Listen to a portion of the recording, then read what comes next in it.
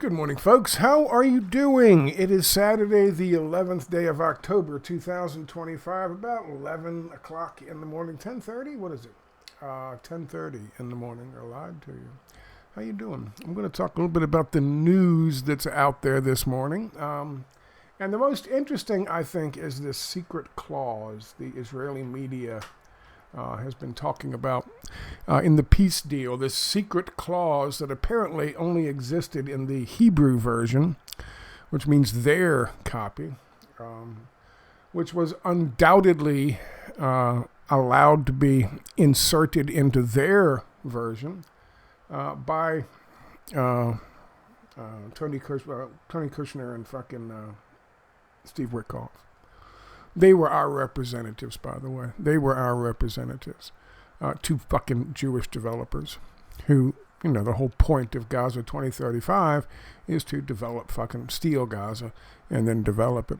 The clause basically states that Hamas has 72 hours as Israel pulled back to this certain line. Hamas has 72 hours to produce all the fucking hostages, living and the bodies. And if they don't, then the war can resume, which means they hand over all the fucking bodies and they just start bombing anyway. Which is what we all figured was going to happen. Because nothing that no fucking contract you sign with an Israeli is worth the paper it's written on. None. Sorry, that's just a fact. They have never lived up to a ceasefire deal or peace deal of any kind anywhere in the world. Not with Lebanon, not with fucking Syria, certainly not with fucking Egypt, and not with Palestine. They just haven't. So, I've been saying, since this whole thing shook out and everyone's talking about a Nobel Prize for fucking... Isn't that funny? The Nobel Peace Prize went to that fucking opposition leader in Venezuela. That Ayn Rand fucking acolyte wants to bring neoliberalism. I'm telling you, man, the Nobel Peace Prize committee they're fucking useless. I mean, it's named after a guy who fucking created fucking dynamite in the first damn place, but they're fucking useless. They gave Barack Obama a peace prize as a prop. He could wear it around as a prop. They said, "Oh, we gave it to him for what we know he's going to do."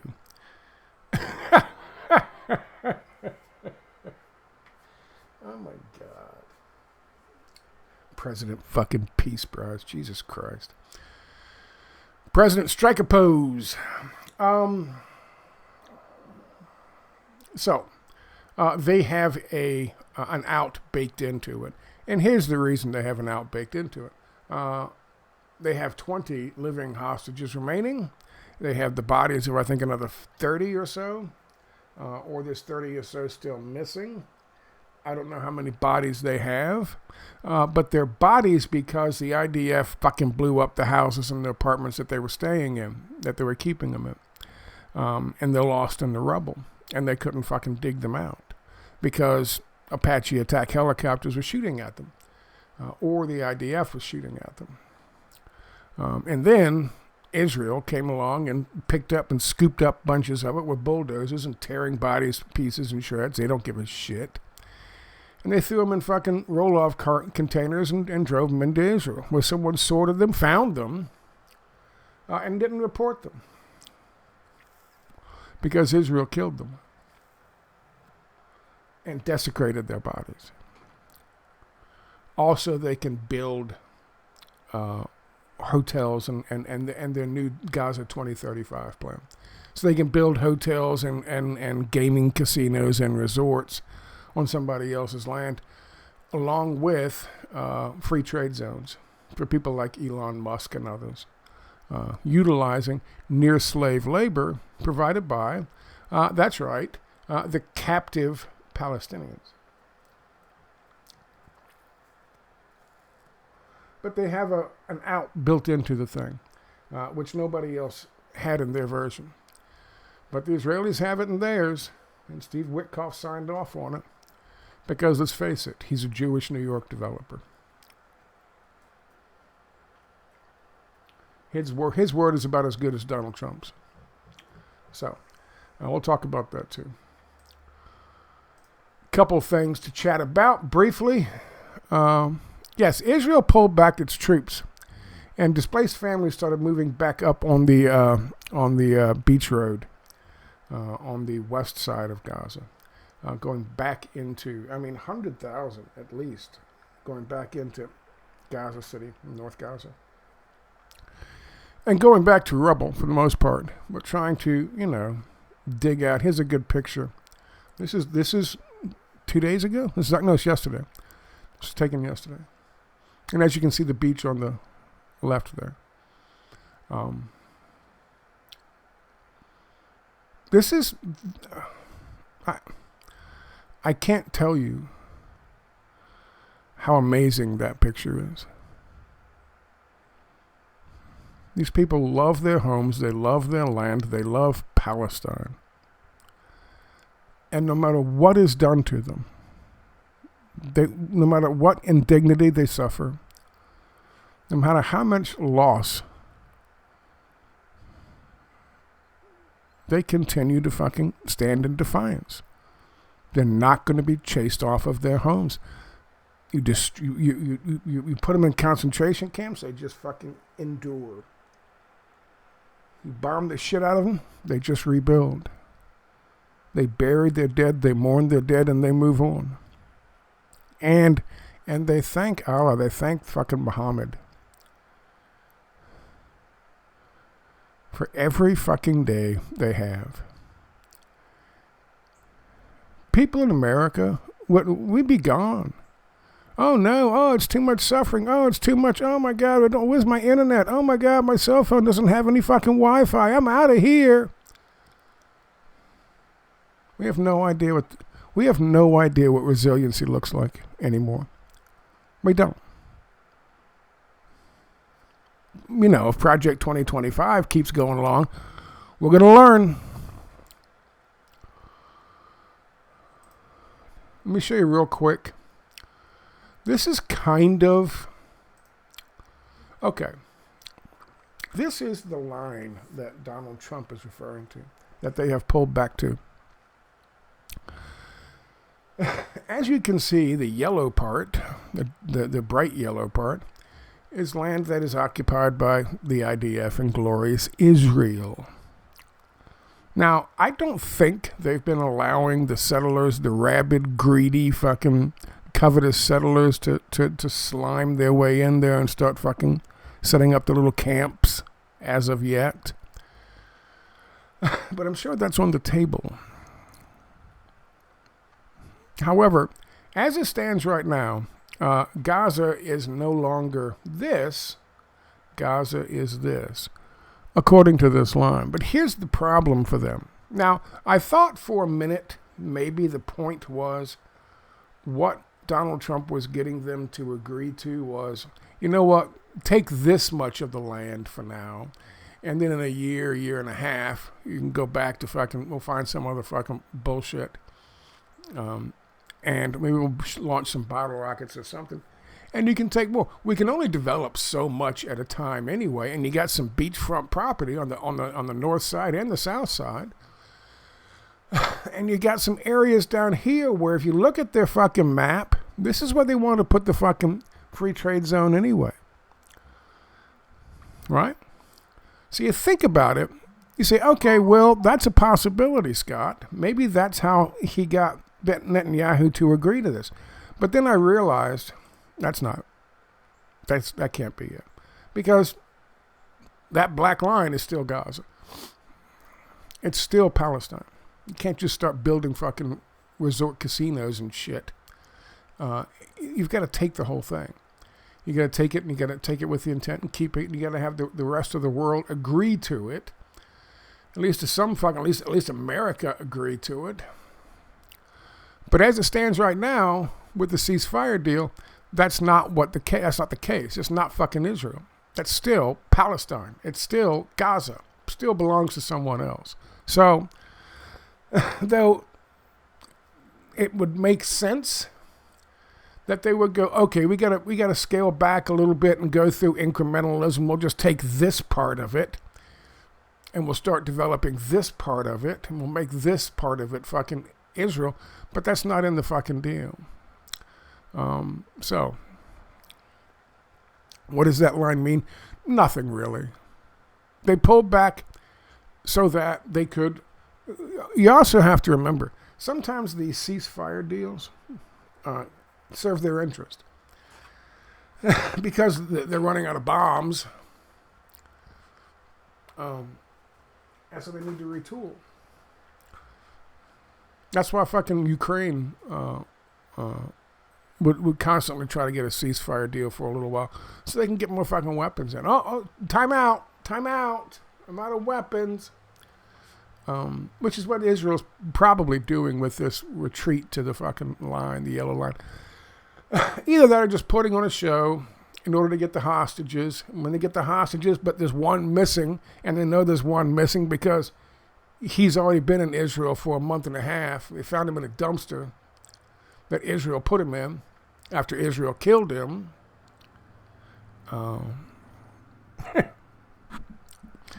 So they know they can't find all the bodies. They go, where's this guy? Where's this guy? Well, they know where that guy is. Well, and they're keeping his body from his family because they're going to use him. Just like they used... People rightly have been calling out this Mondavi motherfucker in New York, the mayor, because he put out this supposedly even-handed statement about October the 7th. And it wasn't. He claims that evil Hamas cowardly attacked fucking innocent civilians and killed innocent civilians on October the 7th, 2023, to the tune of 1,123 of them. That's not true. I think 600. I came with the numbers that the IDF had to report for people who have been killed, and the numbers finally coming down from 2,200 dead to 1,160 dead. Now rounded up to 1,200, of course. But early on, I came to the conclusion that maybe 630 civilians were killed. But then you look at those vehicles, and I've heard people calling him out for not mentioning this. Good on them, way too few. But they don't go far enough either. And I'll tell you exactly what I mean with that. Not only, I've heard them mention the fact that, Apache attack helicopters had to reload, and they were using 30 millimeter incendiary rounds. That's why all those cars are burnt. Back before they fucking shredded them, compacted them, and then put them in a fucking grave so that no one could test what high explosive was used on it, or incendiary device was used on those cars. So they buried them in a fucking Jewish cemetery where you can't fucking exhume Jewish bodies. It's against the law. So, I've heard people mention the fact that they were shot by the fucking Apache attack helicopters under the Hannibal Directive. And they mentioned the fact that they were burned. I wish they would point out that they were using incendiary rounds, which is why they burned. Also should point out that when they foolishly, in order to show and propagandize the world into, oh my God, look at what they did. They took drone photos from above they brought all the cars in and lined them all up and took pictures of them for their propaganda from above. Because they're stupid, what they failed to realize is they're showing you big-ass fucking holes in the tops of the cars, in the hoods of the cars. Well, did Hamas stand on top of the fucking hood and shoot the engine? Did Hamas have bullets that fire and then they turn on a right angle and go back down? Were they all on stilts? They showed you what they did. And then they shredded them, they compacted them, and they buried them in Jewish cemeteries, never to be exhumed. Because they had human remains with them. Because they were so respectful of the dead. However, and this is where most people forget to tell you this, the guy who ran the fucking Nova Music Festival that contributed the most bodies to this, except for the IDF, but contributed the most bodies, the young kids, that wasn't supposed to take place 200 yards from the fucking fence. That was supposed to take place 3 miles away, 4 miles away.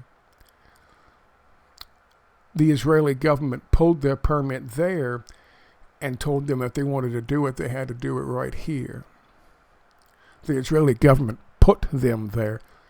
And the guy who ran the music festival gave several interviews to Israeli media the next day, and he laid all that out. And he also said it took 6 hours. Why would it take 6 hours? There was a stand-down order. They put those kids there knowing there was going to be an incursion in that area. And then there was a stand-down order. And then the helicopters flew around over top, firing fucking 30-millimeter cannons with incendiary rounds. Okay? Mamdavi? I still haven't got used to this.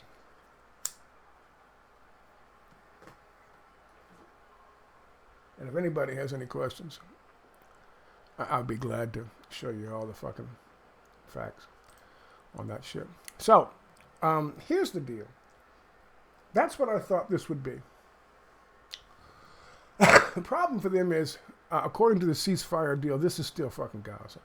So they're not going to be able to start building all this shit they want here. So they just move them back here temporarily so they can get the bodies, with the exception of the bodies that they've already dug up and that are in Israel, but they've been withholding from the families for this very purpose.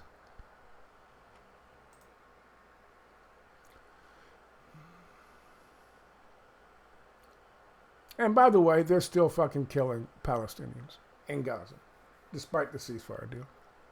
And no one notices, no one cares. This is from Mondo Weiss, and I want to read a little bit of this to you. This is the secret clause deal. Okay? This is secret clause in Appendix B from Mondo Weiss. Quote, the ceasefire deal between Israel and Hamas could collapse due to an alleged secret clause in the agreement that would allow Israel to resume the war, according to reports in the Arab and Hebrew language Israeli media. That so-called clause would reportedly be activated in the event that Hamas is unable to locate all the Israeli captives within the 72-hour window allotted to the Palestinian resistance group during the first part of the deal's implementation. And of course, they're not going to be able to find all the bodies because some of the bodies have already been found, dug up, thrown in the back of fucking dumpsters, basically driven back into Israel, and then sorted with all the debris, and then they held on to them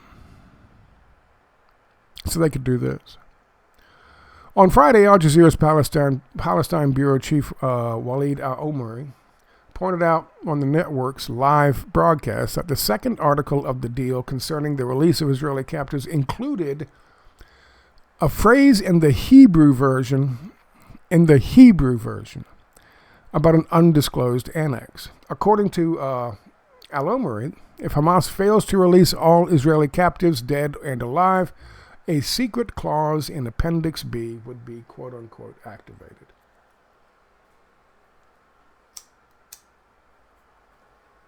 Israel's Khan TV was the first to report on the clause, which was subsequently covered by other Israeli media outlets. According to Khan TV, an unnamed source who had been exposed to the content of the secret clause said it was jumbles of words Israel's, like it was written by, I don't know, Witkoff? Kushner?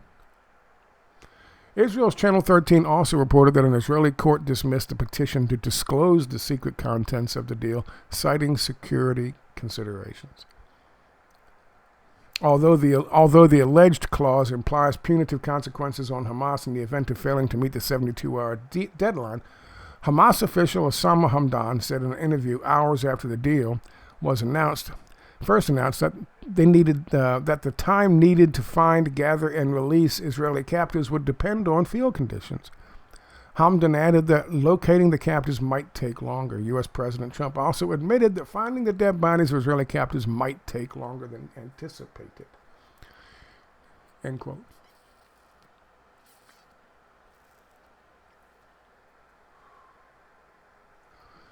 So, I had figured that what they would do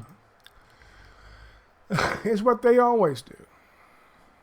Get a fucking Fatah member or somebody from Palestinian Authority, some sellout Palestinian, some Vichy Palestinian, to sneak him into fucking Gaza and all the chaos with some fucking bottle rockets. And he'd be at exact fucking GPS location at an exact time he launched the battle rockets in the general direction of Israel, which is now pretty much any direction except for east, I guess. And this is what they do. This is what they've done for decades and decades when they want to mow the grass. And they contact their fucking mockingbirds in Israeli media, and they set up cameras at that exact location, looking right at that GPS location at that exact fucking time. And sure enough, they always just happen to have video of the rockets going up. Oh, proof, there you go. Hamas doesn't want peace. Let's just go back to bombing them. Now, I figured that's what they would do because that's their tried and true method. Turns out, maybe Steve Witkoff and fucking Tony Kushner, not Tony Kushner, what the fuck is his name? Tony Kushner. He's a playwright. They have fucking they've written this clause in for just the fucking Israeli fucking contract, which supposedly will grant them the ability to fucking just start bombing again as soon as they hand over the living hostages and all the bodies of the dead hostages that they don't already have. It's fucking disgusting. It's just fucking disgusting. Every single time. Any contract you have with any Israeli isn't worth the paper it's written on. I tell you that right now. I don't care what business it is. I don't care. I mean, that's... people are going to start making gross generalizations like that. What do you expect? What do you expect? They can never live up to any fucking agreement they sign on to with any country, be it Lebanon, Syria, fucking Jordan, Egypt, or Palestine. Or us, actually. So, it's not me making people feel that way. It's the Israelis making people feel that way. This is an interesting one. Canadian broadcaster tried to cover up Ukrainian fighters' swastika tattoo. There's a video. We can show you the video, I guess. Where is it? From RT. You see his tattoo? It's a swastika. I'll show you the close-up. It's this jackass. Rah guy. I'm at a secret training facility in Kyiv with Ukrainian recruits in its elite 3rd Assault Brigade. Look at that. Good God. Recruits. Look at that cringy, stupid fucking shit. It's elite 3rd. Look at that. By the way, all they did was stole that from fucking DC Comics. We were the Jokers. Shut the look at his eyes. Scared little fucking punk. 3rd Assault Brigade. Training in close... The brave Israelis. Quarters battle for a war that is increasingly not only... Hey, Was that? What am I telling you a while ago? You got people in a fucking situation like this. Don't bunch up. Don't bunch up. One nade. Being fought on the front lines. Количество агентур. Get this, dude. Oh my God. I saw 50 like him the very first day I was in New York, and I went down to work in Gansevoort in the Tenderloin district. 50 like him. 50. But look at what he's got on his arm. They blurred his arm out so you can't see him. And here it is, clear as day.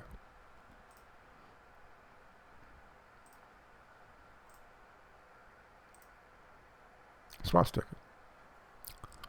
The article says that the French magazine Le Monde did a expose and talking to a bunch of these fucking guys for this exclusive unit, and it said hundreds of them either had Nazi fucking tattoos and Nazi stuff written on their fucking uniforms, and Nazi fucking were repeating Nazi slogans. They're all fucking Nazis.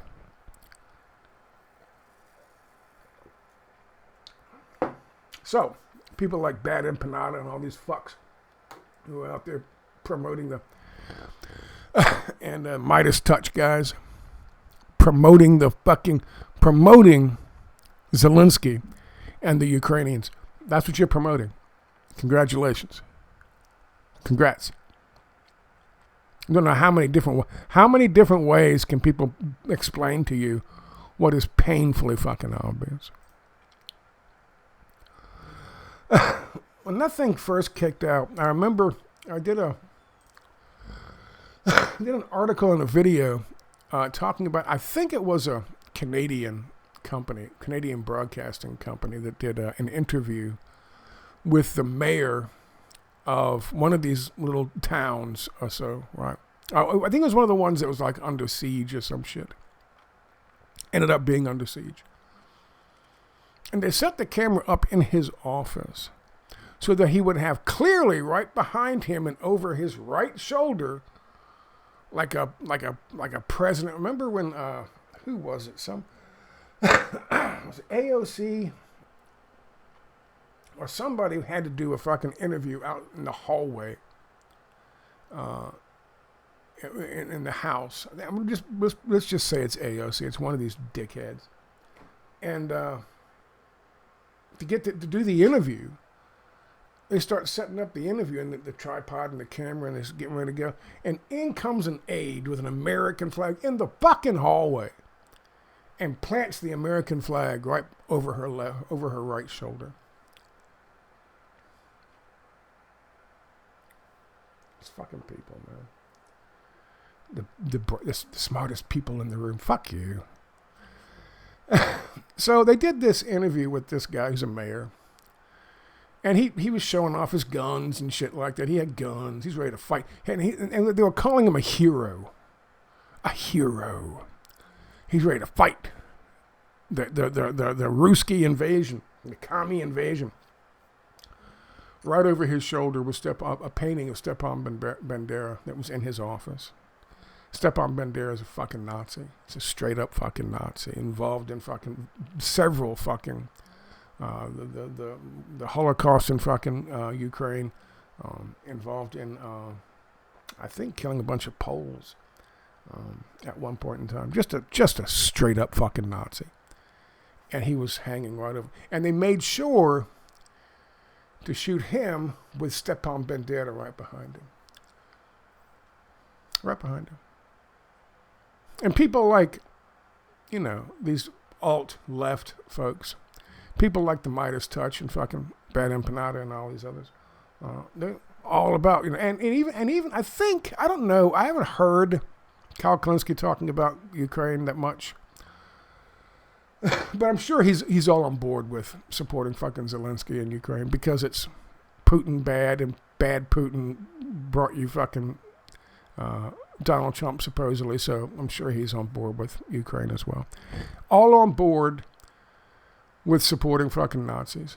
Not and this is not me saying somebody I disagree with is a Nazi. These are legitimate, these are real, these are actual fucking Nazis. Actual Nazis. Idolize Goebbels, idolize fucking Eichmann, idolize fucking Adolf Hitler. And people like Stepan Bandera. And Canadian broadcasting, oh my God, we don't want it to paint them in a bad light, because, you know, there's still some people in the country who remember World War II, who know what the fuck Nazis did. Will that be the case 20 years from now?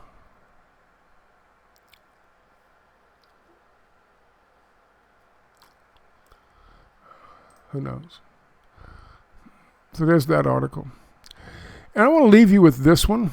This is a good article from the New York Times. And it's an important article from the New York Times. Oh, shit. I'm not logged in on this computer. Oh, good, but you can still see this. That's awesome. I wanted to show you this. This is obviously a map of locations where the most people who are using the Obamacare plans and being aided with the subsidies of these Obamacare plans. Subsidies. Healthcare should be fucking free. Medicare for all. Medicare for all people. But as you can see here, a lot of the red states, the fucking Republican states, are some of the biggest fucking, have some of the big, the largest population of recipients of this help, which is obviously critically needed. Someone, John left a comment in one of the first videos that I did talking about this situation. He let me know just how important it is, these subsidies are to people. And so he's right. They're very, very important. And as you can see, these subsidies that would be, if removed, would be devastating. I've seen numbers that are just unbelievable. It's hard to, because the right's not going to tell you any numbers at all. The left is going to tell you numbers, and you don't know what to believe. Some suggest, a couple, paying $580 now a month because of the subsidies. If the subsidies were removed, that $580 a month would go to $2,000 or something. Ridiculous. It's entirely possible.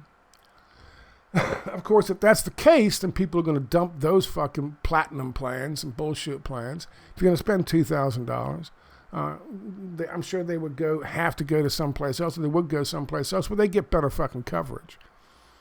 Because these are shit companies that are given the fucking policies in the first place. So we're still, Saturday today was day 9 of the fucking shutdown. A lot of people are out of work. A lot of people don't know if they're going to be paid back. They're going to get their back pay when they've been put on furlough. Some people were just outright fired. It's just god awful, and it's giving Project 2025 and Russell Vote the opportunity to do more damage to the way our government works, our government operates. Because that's what they do. That's what they want to do. These people who are in power hate this fucking country with a passion. With a passion. They hate this country. And they hate their own fucking constituents.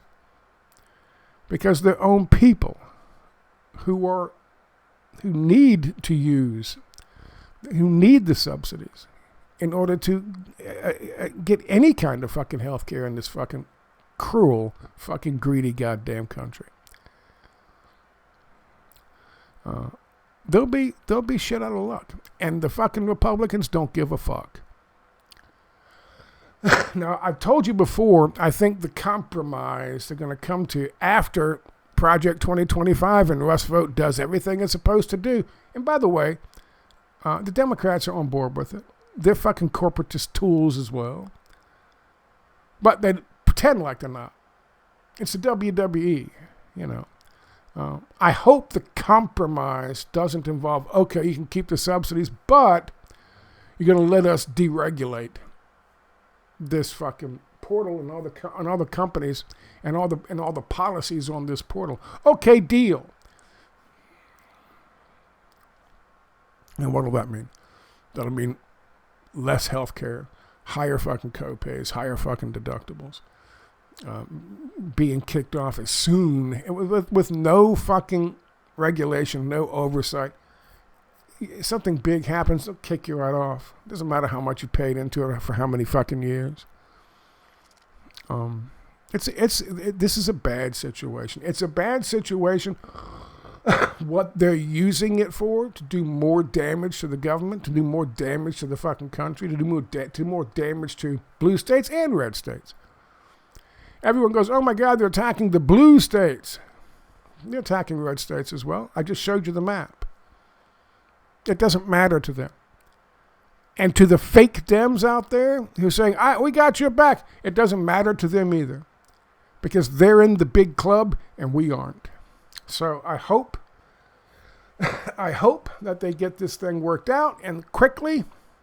I guess I'm hoping for Russell Vote and the other fucking neoliberal pieces of shit to finish doing more damage to the country. And when they're done, they're satisfied that they've caused enough fucking chaos and hurt enough fucking people. They'll go ahead and let them fucking hold a vote on it.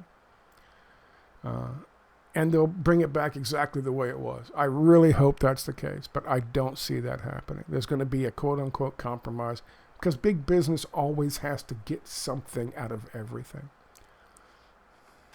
What's the point of creating a crisis if you can't fucking profit from it? That's the way they look at it. Anyway, that's today's news. We'll see what happens with the 72 hours. I think they got like 30-some left. I think we're in the halfway point, so we'll see what happens with that. I'm hoping it doesn't just, give them carte blanche to start bombing automatically.